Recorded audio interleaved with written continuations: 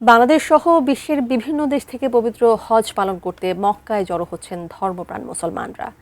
শনিবার পর্যন্ত বাংলাদেশ থেকে ৫৯,৭৮৩ জন হজযাত্রী সেখানে পৌঁছেছেন।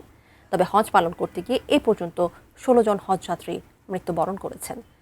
এদের মধ্যে পুরুষ ১২ জন, ৪ জন মহিলা। এ নিয়ে সৌদি আরব থেকে আরও জানিয়েছেন প্রতিনিধি সাজিদুল ইসলাম। বাংলাদেশ সহ বিশ্ব থেকে প্রায় লাখ লাখ হাজি কিন্তু মক্কায় জড়ো হচ্ছেন এবং মদিনায়ও যাচ্ছেন।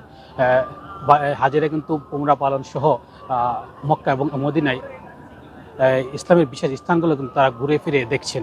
বিশেষ করে মক্কাতে এই যে জাবলের নূর, জাবলের সুর, মিনা, মুজদালিফা, আরাফা সহ বিভিন্ন ইসলামের বিশেষ স্থানগুলো। তাছাড়া কিন্তু অনেক হাজিরা কিন্তু মদিনায় যাচ্ছেন। মদিনায় গিয়ে তারা কিন্তু ৮ দিন ওইখানে অবস্থান করছেন এবং এই ৫ ওয়াক্ত নামাজ 공개하겠다고 এই মদিনা মসজিদ হারাম শরীফে আদায় করছেন।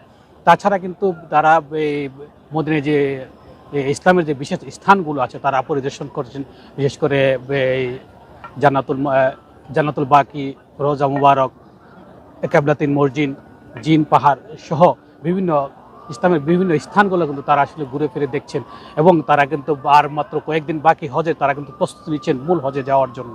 এখানে কিন্তু অসংখ্য হাজি প্রতিদিনই কিন্তু আসছেন এবং ঘুরে ফিরে দেখছেন কিন্তু এখানে।